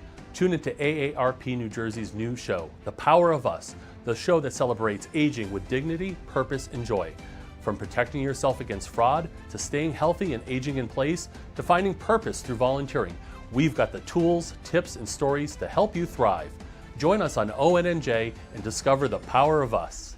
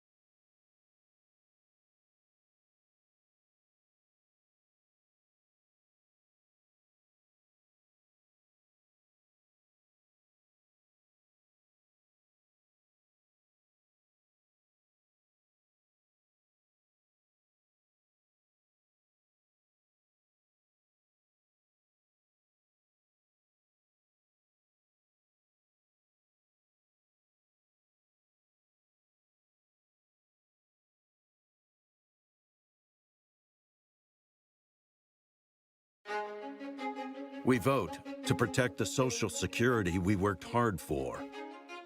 We vote because family caregivers deserve support. We vote to have a say in our future. For all the reasons why, AARP has information about when, where, and how to vote. Find the information you need to make your voice heard. Countdown to Election Day, presented by AARP New Jersey. Visit aarp.org/NJ Votes. And welcome back to On New Jersey Mornings. I'm Ken Rosato at 8:45, taking calls at 888-658-0234. We have a temperature of 51 degrees in northern New Jersey, 47 in Trenton. It's 48 degrees in Cape May. Straight to meteorologist Mike Favetta with the Garden State forecast. Mike? Good morning, Ken. A cool start to our day, but temperatures today managed to make it into the mid-50s, so it'll stay chilly this afternoon under mostly cloudy skies. And if it's not cloudy right now, it will be soon, with a little peak of sun up toward West Milford and 56 degrees on the green in Morristown as your high today. That's a little bit cooler than average, and it's expected to stay that way into the first 2 weeks of November. All of the heat will be locked out into the west and Midwest, and even the drier weather stays there, as the first week of November also features slightly higher chances of rainfall going into the next 2 weeks. So our weather, at least for the next 7 days, features a lot of wind and rain beginning tomorrow and taking over through tomorrow night. I think there'll be a quick 6-hour window from 3 p.m. to 9 p.m. where we'll have the worst of the rain and wind, coupled with some thunder and lightning as well. All of that clears for Friday, but it's still breezy on Friday with the winds coming in from the west. Likely going to see a lot of leaves be dropping across the state as those kids are trick-or-treating. I think Saturday and Sunday feature a drier trend that will feel very pleasant into the end of the weekend. The rain should hold off until Monday, and Tuesday begins another dry stretch into the first few days of November. The shore points have the coastal flooding component, so the winds will be worse for you, likely gusting upwards of 50, maybe potentially 60 miles an hour. And then Saturday and Sunday brings the drier, cooler feel, less wind by Sunday. Monday and Tuesday, Ken, are very pleasant. All right, sir. Thank you very much and enjoy your day, Mike. 49 degrees now in northern New Jersey and 47 degrees in Trenton. We take a look at our traffic. We have a crash with injuries now, Route 4 westbound by Hackensack Avenue in Hackensack. Check out the amount of traffic we have on this. This is Route 4 westbound, bumper to bumper. Thank you very much. The 2 left lanes of 3 lanes are closed. That's what this is, all backed up. It's causing that mess right now. We have a down pole on US 130 northbound south of Browning Road in Pennsauken Township. The right lane of 3 lanes and the right shoulder are closed. And we have delays in pockets of volume on the Garden State northbound from south of exit 143 in Irvington to the Larry Doby service area, Bloomfield. All lanes open, but a 9-mile delay, and that is all due to volume. 9 miles. We also have issues right now as you approach your Hudson River crossings. The Lincoln and Holland both have some issues. Lincoln is talking about 35 minutes in right now. In fact, it's even difficult to get there because there are massive volume issues on your way to the Helix, condensing on the Helix where 3 and 495 meet. Then once you get onto the Helix on 495 to the Lincoln, you're talking like a total of about 35 to 40 into Manhattan. That's a long time at this hour. The GWB right now, this is heavy as well because we have an issue on the upper level. As you make your way across, there's apparently a stalled tractor trailer right by the toll booth, but you could see upper and lower there, upper on the right, lower on the left. And right now, it is going to cost you about 35 to 40 minutes into Manhattan. Today, we're turning our attention to the millions of family caregivers here in New Jersey and across the country. The sons, daughters, spouses, friends, and neighbors who step up every day to care for loved ones. It is a role filled with compassion, but also with many challenges, emotional and financial, and often physical. And joining us this morning is Crystal McDonald, Senior Associate State Director of Advocacy with AARP New Jersey, to talk about what family caregivers need and why their work matters so much, and how policymakers can better support them. Good morning, Crystal. Welcome to the show. Good morning, Ken. Thanks for having me on this morning. You bet. And who are we talking about when we say family caregivers, and what does that term really mean in practice? Well, you said it when you opened up this morning.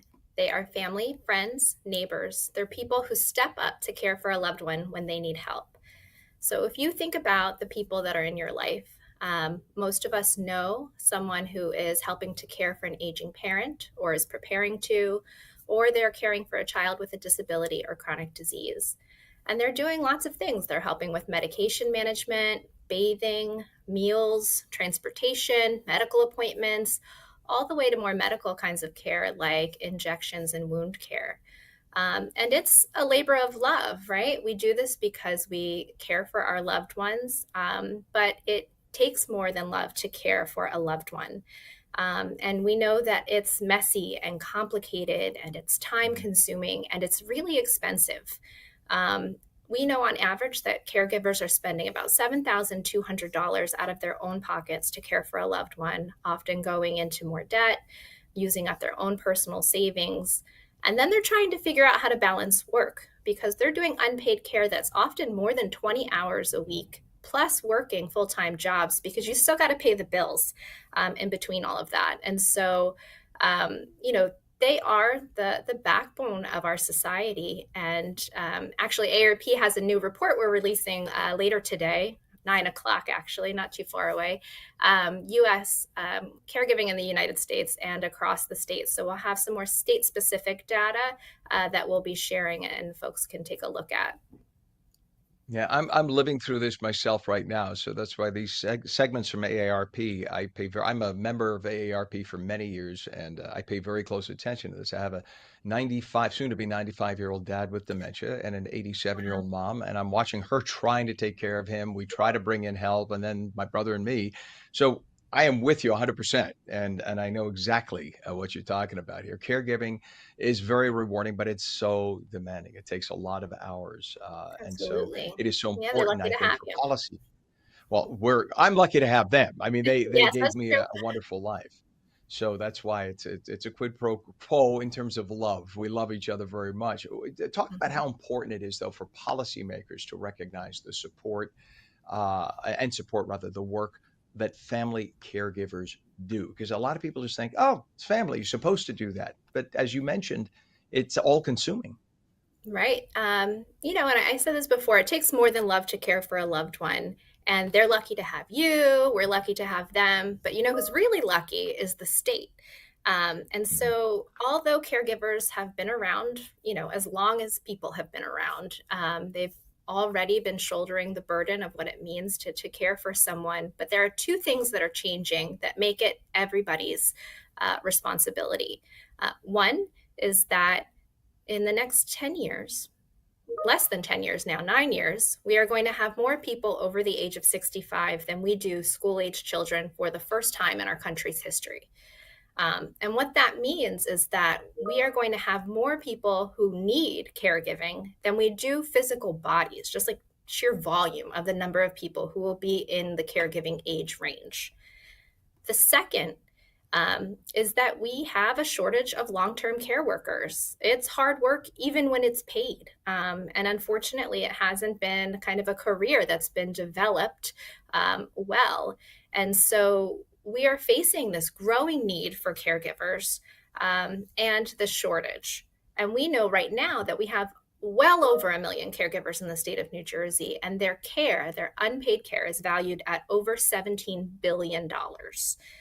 That's a lot of money, and especially at a time when we're looking at our state budgets and how to manage the growing needs that we have. To put it in perspective, our state's Medicaid budget is give or take $24 billion.